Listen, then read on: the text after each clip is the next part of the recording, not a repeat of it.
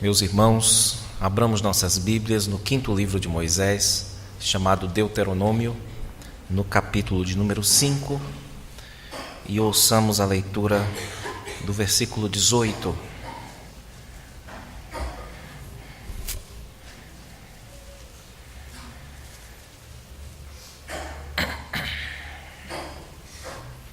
Quinto livro de Moisés, chamado Deuteronômio, capítulo 5,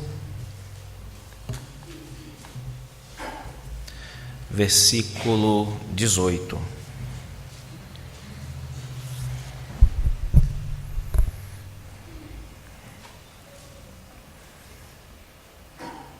Assim nos diz a palavra do nosso Deus: não adulterarás. Amém. Meus irmãos, para a Escritura Sagrada, o ato sexual é uma dádiva de Deus, é um dom que Deus concedeu aos seres humanos. É parte da bondade de Deus para a sua criação desde o princípio. Por meio desse ato, Deus traz vida ao mundo, traz bebês, traz novos homens e novas mulheres, que nos trazem como filhos pequenos muito consolo na vida e também um bocado de desafios.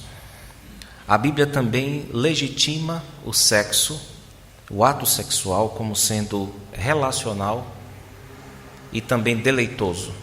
Ela valoriza a relação entre homem e mulher e valoriza o próprio prazer que eles sentem durante e depois do ato, como sendo um modo de Deus aliviar a difícil vida de muitos seres humanos.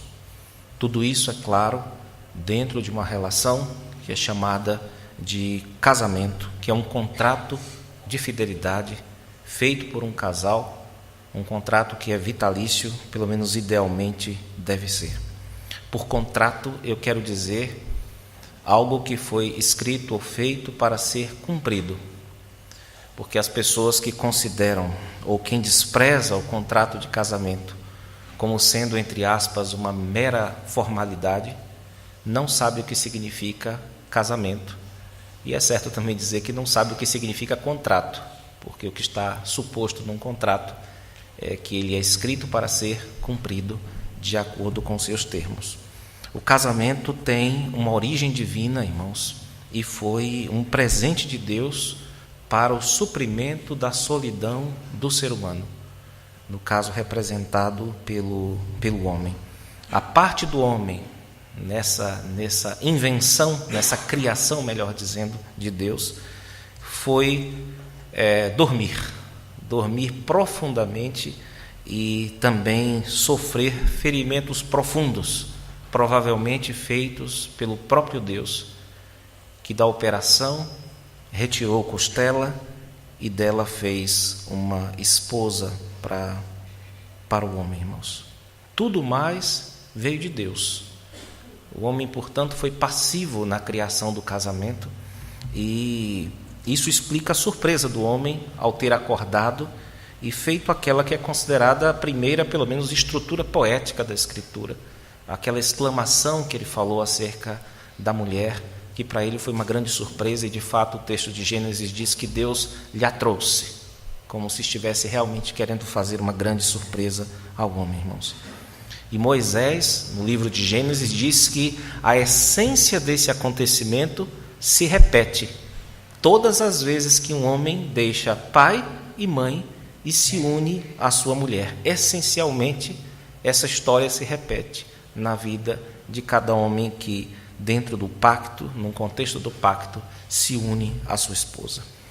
Portanto, o peso do casamento, irmãos, não vem dele ter sido feito no lugar especial, no lugar sonhado pelo casal, não vem do álbum de fotos do casal, não vem do lugar onde ele passará a lua de mel. Essas coisas todas têm seu lugar, têm sua importância, mas o peso maior de um casamento vem principalmente da sua origem. A sua origem em Deus, sendo que, de fato, essencialmente o homem foi inteiramente passivo nessa criação do casamento. Na prática, essa bênção de Deus, chamada casamento, inclui ajuda mútua, companheirismo, cumplicidade, como se diz, comer o mesmo pão, dormir na mesma cama, comer à mesma mesa, e isso na esfera afetiva, na esfera dos afetos e também na vida espiritual. O evento que funda o casamento, que torna o casamento casamento, é a relação sexual, que serve como uma espécie, já foi chamado de cimento. Esse é um dos significados do casamento, de cimentação, uma espécie de cola, por assim dizer, que sela o laço conjugal e distancia o casal de todas as outras pessoas que participam e participarão de tudo em suas vidas, menos nesse ponto especial que é o aspecto sexual. Então, o ato sexual, irmãos, além desse aspecto mais óbvio, né, da relação da conjunção carnal, né, da questão glandular, não é? Além desse aspecto mais óbvio, ele é também um ato de comunhão espiritual entre cônjuges. Não é apenas uma comunhão carnal, um ajuntamento carnal, mas é também um ajuntamento de espíritos, um entrelaçamento de espíritos e destes com Deus, que foi o Criador do casamento. A prova básica disso está no próprio texto que nós lemos, o 7º mandamento, que não devemos nos esquecer, né? Antes de ser uma ordenança, é a palavra de Deus, não é? Na forma de ordenança. Então já está aqui dada a ideia de que a conjunção carnal, ela está ligada a uma relação espiritual entre duas pessoas e dessas duas pessoas com Deus, cujo dedo, não é? Escreveu essas tábuas, que eu agora leio um mandamento para os irmãos. Além disso, irmãos, a relação conjugal, ela é uma espécie de tipo, de imagem da relação entre Deus e seu povo. Ela é muito utilizada no Antigo Testamento para falar da relação entre Deus e o seu povo, sendo que Israel é uma espécie de esposa para Deus. O livro do profeta Oséias, de modo especial, trata dessa questão e relaciona ou identifica praticamente a idolatria de Israel, o abandono de Deus, como uma espécie de abandono do marido, como uma espécie de ida após outros homens, no caso, outros deuses. E o sexo é utilizado para retratar uma união profunda, de entrega total, que existe entre nós e Deus, e entre Deus também e nós. Deus, de fato, se entrega totalmente, cuidando do seu povo com desvelo, com compaixão, e o seu povo, por sua vez, deve entregar a ele o seu coração e seguir pelos seus caminhos, irmãos. O sexo também no Novo Testamento, eu estou falando de sexo justamente por ser a base fundante do casamento, não é? E o princípio que não deve ser quebrado, não é? Ou a ideia divina que não deve ser quebrada nessa proibição do 7º mandamento. O sexo no casamento, de tão importante, foi assunto específico da exortação de Paulo. Nós lemos, não é, já hoje aqui em nosso culto, a exortação de Paulo, orientando aos coríntios, né, aos irmãos de Corinto, para que um cônjuge nunca se recuse a servir outro cônjuge, que ele nunca cometa esse erro, ele nunca crie desculpas, subterfúgios para evitar servir com seu corpo e aliviar o seu cônjuge nessa área, a não ser em comum acordo para que eles se dediquem à oração durante um tempo, e mesmo assim só durante um tempo, a fim de que não seja aberta a porta para a tentação vinda do diabo nessa área. Isso está em 1 Coríntios 7, irmãos. Paulo também ensinou que o casamento aponta para um mistério. O mistério da relação, uma relação superior, porque perdurará para sempre, entre Cristo e a sua igreja, como se fosse de fato um ensaio para as bodas do Cordeiro, para o casamento que um dia nós teremos. O nosso casamento, então, serve como uma espécie de imagem, de antecipação fraca, opaca, mas real, verdadeira, daquele casamento glorioso ao qual estamos destinados como filhos de Deus, como cristãos. E por meio da relação sexual exclusiva no casamento, nós colhemos bênçãos, irmãos, que dificilmente podem ser contadas inteiramente. Existem muitas coisas muitas bênçãos que nós colhemos por meio da instrumentalidade, do bom uso da sexualidade no casamento. Nós entendemos, portanto, que nós devemos proteger essa relação maravilhosa, porque ela possui grande valor prático na nossa vida, ela é muito útil para a nossa vida e, ao mesmo tempo, ela possui um aspecto simbólico profundo e inegável, e que deve ser cultivado, deve ser protegido. Foi por causa dessas coisas que Deus deu ao seu povo o 7º mandamento, irmãos. Foi para proteger essas maravilhas todas que estão ligadas à vida conjugal tal como criada por Deus. Esse é o significado mais positivo desse mandamento que está na forma negativa: não adulterarás. E nesse ponto aqui Moisés repete, em Deuteronômio, as mesmíssimas palavras que ele já havia dito cerca de 40 e poucos anos antes no Êxodo, em Êxodo capítulo de número 20. Deus valorizava tanto o casamento que ele chegava mesmo a matar, a ordenar que os adúlteros, que as adúlteras fossem mortos e mortas. No caso, Levítico, capítulo 20, versículo 10, dá essa ordem expressamente para quem tenta quebrar o casamento por meio do adultério.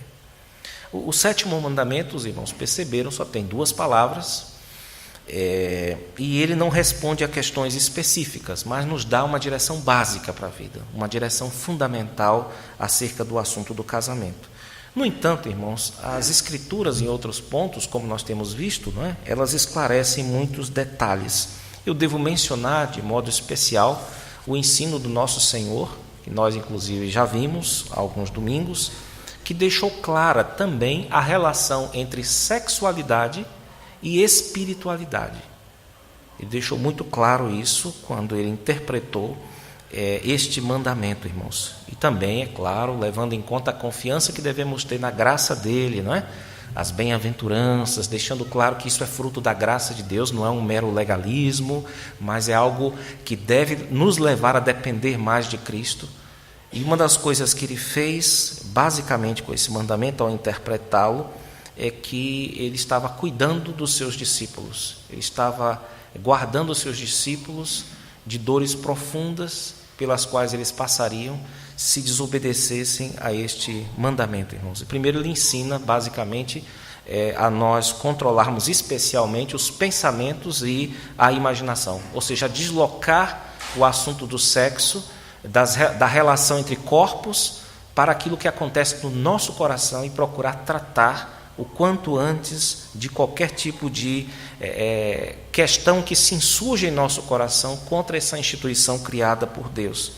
Isso porque, irmãos, o que Cristo quer nos fazer é nos colocar sempre diante de um Deus bondoso e misericordioso. É por isso que ele diz: se acontecer alguma coisa no seu coração, trate aquilo logo como adultério e procure lidar com aquilo o quanto antes, para que isso não termine sendo concebido e gerando um pecado ainda maior, que é aquele que termina sendo visto ou constatado também pelas pessoas, pelos seres humanos. Então, o adultério, quando conhecido pelos homens, irmãos, ele possui normalmente a marca, ou como marca, o fato de que ele não é esquecido.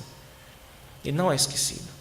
Então, essa é uma das tragédias, das dificuldades ligadas ao adultério, é que ele não costuma ser esquecido pelas pessoas. Vocês podem pensar na igreja local, vocês podem pensar na igreja mundial, vocês podem pensar na história da igreja, vocês vão ver inúmeros casos na história em que as pessoas terminaram sendo lembradas por esse ponto. Talvez o mais conhecido, um dos mais famosos irmãos que tiveram esse problema foi o nosso querido Davi, o salmista de Israel. Ele era um sujeito diferenciado, foi considerado por muitos na posteridade como o maior rei que Israel já havia tido, um salmista inspirado por Deus, um guerreiro destemido, mas existia e há uma mancha no currículo de Davi, irmãos. E Salomão, o seu filho, filho daquele que era, ou daquela que era uma relação inicialmente errada, torta diante de Deus. Ele era filho de Batseba, talvez olhando a sua própria condição de filho de um homem que cometeu um adultério, inclusive com requintes de crueldade, né, como foi o caso do seu filho ou do seu pai. Ele escreveu o seguinte em Provérbios, capítulo 32, capítulo 6, versículos 32 e 33. Esse é um texto que eu recomendo a todos que decorem, especialmente os homens, não é? Que decorem esse texto, guardem no coração. O texto diz: o que adultera com a mulher está fora de si. Somente quem quer arruinar-se é que pratica tal coisa. Achará açoites e infâmia, e seu opróbrio ou sua vergonha nunca se apagará. Então isso é uma constatação dos provérbios. Lembremos de que os provérbios carregam consigo, cada um deles, o peso da experiência coletiva, significando que é isso que acontece normalmente. As pessoas esquecem muitos pecados, mas existe sempre um que termina servindo como nódoa e que parece que, pelo menos na memória das pessoas, inclusive de modo muito hipócrita, não é? Ele costuma permanecer, mesmo que perca um pouco da força em termos de indignação suscitada, não é? Ainda assim permanece na memória das pessoas. E o Salomão, filho de Davi, percebendo isso, reconheceu com esse provérbio do capítulo 6, versículos 32 e 33. Então os irmãos devem decorar isso aí e meditar sempre nessas palavras, pedindo graça a Jesus Cristo para ser livre dessa grande transgressão. O apóstolo Paulo, irmãos, em 1 Coríntios capítulo 6, versículos de 15 em diante, ensina que o adultério desagrada a Trindade, desagrada ao Pai, porque o Pai é o criador do casamento, e de acordo com as regras do casamento, o adultério, como nós estamos vendo, é proibido. Desagrada ao Filho por motivos óbvios, já que Cristo é o noivo da sua igreja, noivo do seu povo. E desagrada também o Espírito, porque nós somos chamados de o templo do Espírito Santo. O nosso corpo é chamado de o templo do Espírito Santo e, portanto, nós não devemos desrespeitá-lo nesse ponto.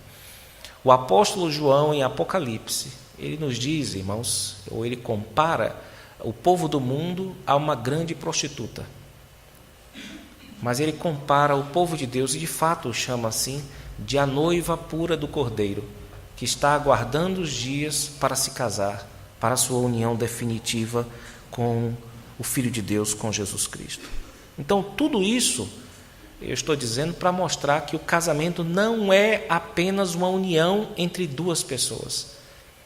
O casamento possui uma origem maravilhosa, profunda, grandiosa em Deus. E o casamento também é uma imagem de uma consumação maravilhosa que nos aguarda, que também tem esse nome, que também é chamado de boda ou de casamento. Então há uma relação muito profunda com a criação de Deus, o casamento. Então nós estamos falando aqui de uma questão estrutural. As pessoas têm sede por intimidade, mesmo quando elas desejam relações ilícitas. Elas têm então esse princípio, o desejo de comunhão com outras pessoas. Então isso é estrutural, isso faz parte da criação. Não é à toa que até homossexuais querem casar. Então há esse impulso de um compromisso com uma pessoa que a respeite, que cuide de você, que tenha afeição por você, que compartilhe as questões mais íntimas suas. Isso tudo está contemplado porque é uma questão estrutural. Por outro lado, o casamento também é uma imagem maravilhosa da relação que Deus tem conosco, hoje, por causa de nós, imperfeita, mas o casamento também é uma figura de algo que nos espera, que nos aguarda no reino dos céus, irmãos. E é por isso que nós devemos nutrir o casamento e também protegê-lo de desgastes e também de trincamentos. Muito bem, ao tratar dos 10 mandamentos, irmãos, os nossos documentos confessionais, eles lidam com os mandamentos conforme as chamadas regras de categoria. O que é que significa isso? Significa que cada mandamento da lei de Deus acaba envolvendo outros pecados do mesmo tipo, relacionados àquele, né? No caso deste mandamento aqui, todos os tipos de pecado sexual estão contemplados, de certo modo, no não adulterarás. É assim que a nossa igreja costuma entender. E aí, o que é que ela faz? Uma espécie de varredura histórica, e ela vai colhendo aquilo que os grandes homens de Deus na história da igreja foram entendendo que estava ligado à impureza e, portanto, implicado, envolvido por este sétimo mandamento. Dentre muitos pecados que devem ser evitados, são vários realmente que são listados pelo nosso Catecismo Maior, eu gostaria de destacar alguns que eu julguei mais relevantes para essa mensagem, mas nada dispensa aquela olhada lá no nosso Catecismo Maior, na pergunta e resposta 139. Eu destaco, primeiro, as más conversações. Algumas conversas têm uma força muito grande de contaminar o próprio coração daquele que fala. Então, eu não posso dar detalhes nem muitos exemplos, não é? Mas nós fazemos bem em nos lembrar que é possível sim você se contaminar sexualmente por meio daquilo que você diz. Lembrando de que Jesus deixou claro na sua discussão sobre leis alimentares, né, de que aquilo que contamina o homem é o que sai dele. Então há uma relação entre nós e a nossa linguagem que é extremamente complexa. E mesmo que você não saiba explicá-la, a dinâmica dela, você tem que tomar cuidado com aquilo que você fala. Não apenas de elogio às pessoas, mas de desprezo com o seu cônjuge ou alguma outra coisa que me escapa agora aqui. É importante que os irmãos cuidem da fala de vocês, porque em geral nós associamos impureza sexual com coisas que entram em nós, não é? Ou coisas que vocês veem, coisas que vocês ouvem, mas poucas vezes nós associamos a impureza sexual com coisas que você fala e que terminam voltando para você e te dando certas certezas que você não deveria ter em relação a essa área. Outra coisa que eu destaco, obviamente, é o olhar lascivo, que também é condenado no nosso Catecismo Maior, e sobre o qual o nosso Senhor Jesus Cristo alerta, né? Então os nossos documentos estão argumentando com as Escrituras inteiras para falar disso. Os irmãos devem cuidar dos olhos. Nós sabemos que o olho é central na cultura ocidental, praticamente tudo gira em torno dele, e nós devemos tomar muito cuidado para não pecarmos nessa área, né? Vale um texto de Jó, que é muito bonito, que ele diz assim, que fez um pacto com os olhos dele para não pecar olhando uma donzela. Isso está lá em Jó capítulo 31, logo na abertura. Acho que vale a pena para nós pensarmos nisso e pedir a Deus que nos ajude, que nos dê forças, a fim de que possamos cumprir com a graça de Cristo aquilo que Ele nos orientou acerca dos nossos olhos, e também Ele falou um pouco sobre a nossa mão, não é? Sobre os usos que fazemos da nossa mão. Uma outra questão que nosso Catecismo Maior fala é sobre o vestuário indecoroso. O vestuário indecoroso, irmãos, que chama claramente a atenção das pessoas, não é? E abre espaço para o mal. As pessoas, irmãos, isso aí já é uma moeda corrente, qualquer pessoa pode constatar isso até na imaginação. Todos os lugares que são organizados pelo ser humano possuem uma espécie de ponto focal, aquele para onde o olhar é conduzido, né? Se você entrar aqui na igreja, imediatamente o ponto focal mais óbvio é o púlpito onde eu estou aqui. Você vê que tudo é planejado para que as pessoas olhem para o púlpito. Não porque o pastor seja uma simpatia, mas é claro que tem a ver com um simbolismo, irmãos. O simbolismo é como? Olha, central nesta igreja é a palavra de Deus. E até mesmo a mesa está subordinada como uma espécie de desdobramento da palavra. Nunca a mesa da comunhão fica acima do púlpito, numa igreja protestante, pelo menos de modo geral. Eu estou me referindo, então, a uma organização humana, tá certo? Quando você pensa, por exemplo, num rapaz, não é? Ora, o rapaz tem da cintura para cima um corpo maravilhoso, não é? Mas as pernas dele não são bem assimétricas, não são bem harmônicas com o corpo. Então a tendência dele, se ele quiser deixar harmônico, é andar de calças e proteger as partes que talvez não sejam agradáveis se forem chamadas a atenção.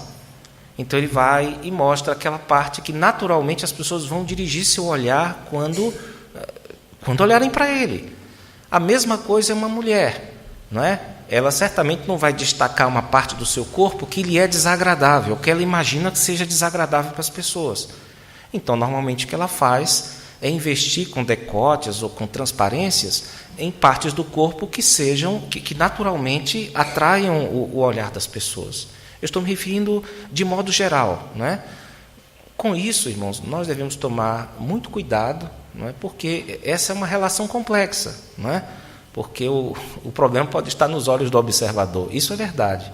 É por isso que isso aqui se torna um assunto de consciência, sobretudo. Agora, existem momentos em que qualquer pessoa consegue discernir que a igreja tem uma história, né? Cada igreja local, nós temos de pensar agora em termos mais particularizados, cada igreja local tem uma história. Eu já fui para igrejas do litoral em que o pessoal às vezes vinha de bermudão para a igreja, né? Ia para o culto. Eu discordo inteiramente disso, inclusive em cidades litorâneas. Agora, se, por exemplo, alguém vem para cá, para um ambiente que é citadino, não é praiano, como é o caso do litoral, e vem com certas roupas que são claramente condenáveis diante da comunidade, dessa comunidade local, aí a pessoa tem que repensar isso. Mesmo que para ela aquilo não seja complicado, se aquilo que ela veio fazer na igreja, o ponto focal não está sendo destacado, olha, quando você vem para uma igreja, você vem para a igreja para quê? Não é para se destacar. Então, a discrição é sempre recomendada nas Escrituras, não é? A questão das vestes é sempre recomendada, porque nós não estamos numa igreja para destacar nada em nós, pelo contrário, é para estarmos ali de modo discreto, não é? Então, é importantíssimo, não só para as mulheres, mas para os homens também, cuidarem desse aspecto, não é? De o que é que você está chamando a atenção para o seu próprio corpo, porque isso pode dar ocasião para muitas coisas ruins. Alguém pode dizer, o problema é de quem olha, né? Assim, mas aí você não está falando como crente. Você está falando como o pessoal da raça do outro lá, da raça do Caim, que é aquele que não se considera tutor, cuidador do seu irmão. Então, a primeira pergunta que você deve fazer em relação às suas vestes é essa, né? É essa. Eu sou cuidador dos meus irmãos. E se eu estou levando meus irmãos a pecar, eu devo repensar essa questão da vestimenta, do vestuário indecoroso, que eu repito, é uma questão que deve ser cruzada a consciência com o contexto no qual a pessoa está. Você deve conhecer o modo como essa igreja, por exemplo, que você congrega, ela lida com a questão da vestimenta.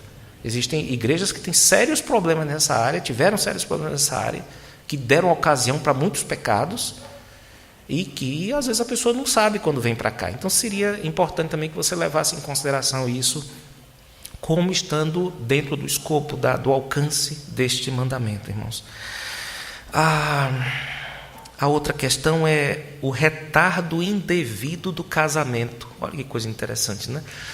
Século XVII, a nossa confissão falando do retardo indevido do casamento, dizendo que existem pessoas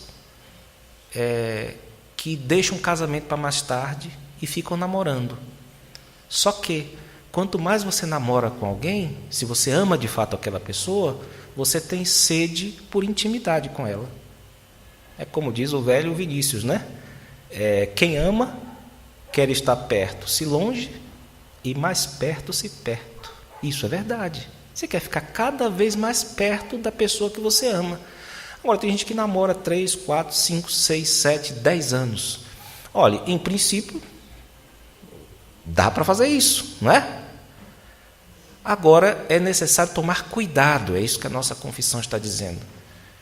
E, infelizmente, existem pessoas que até podem receber até a conivência dos pais, que sabem que os filhos estão fazendo coisas erradas, mas agora não dá para interromper, porque está no meio do curso.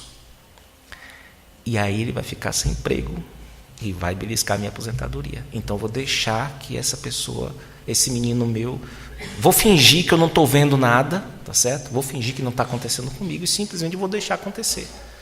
Então, isso também deve ser entendido, visto, irmãos, contemplado Porque a Bíblia deixa muito claro, é melhor você casar do que você viver abrasado, do que você viver de pecado em pecado, degradando aquele que deveria ser alvo do seu cuidado, né?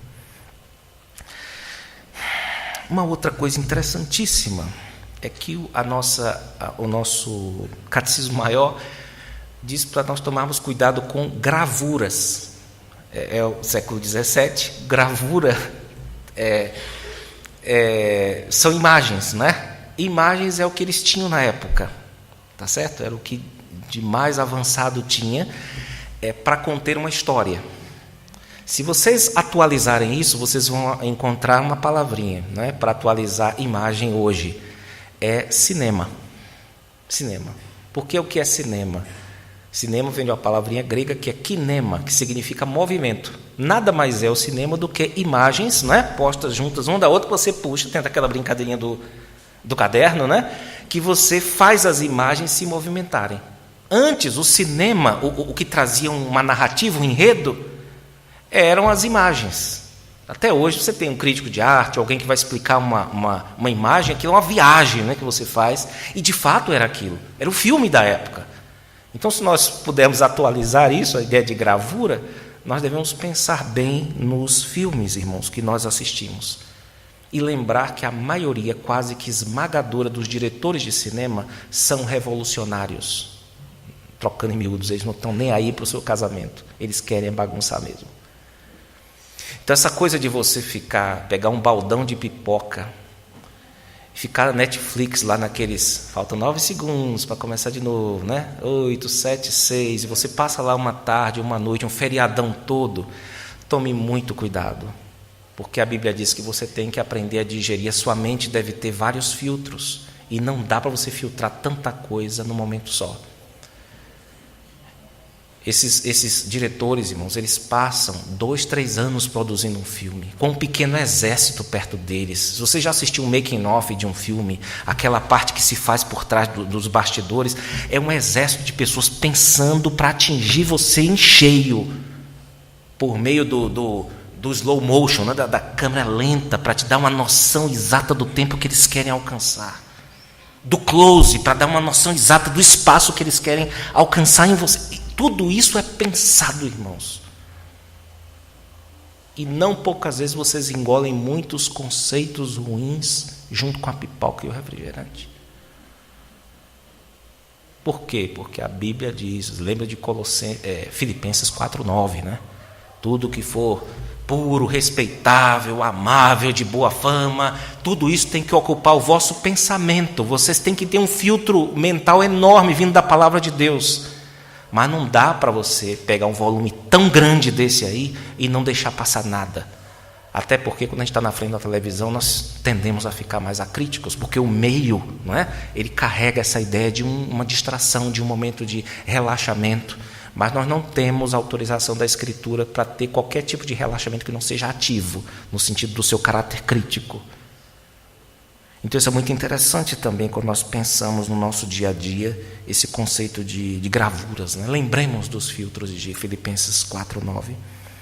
Acima de tudo, irmãos, lembremos da própria natureza desse mandamento. Há um professor nosso de teologia, reverendo Sebastião, que ele falou tanto que não dá para esquecer mais esse conceito de lei, né? Ele diz assim: a lei são os melhores conselhos de um pai ao seu filho amado, para que ele seja bem-sucedido. O que Deus quer é o nosso bem, é o nosso bem-estar por meio da sua lei. Ele não quer estragar o nosso prazer, aguar a nossa festa, mas o que Ele quer é o bem das nossas almas e a glória do seu nome, não é? Então, nessa certeza, irmãos, peçamos a Deus para que nos dê força, nos dê graça, e abençoe a nós e também aos nossos cônjuges, no intuito de guardar a sua lei, que eu repito, traz glória a Ele, mas traz também bem aos seus filhos, aqueles que a obedecem. É isso, que Deus nos abençoe.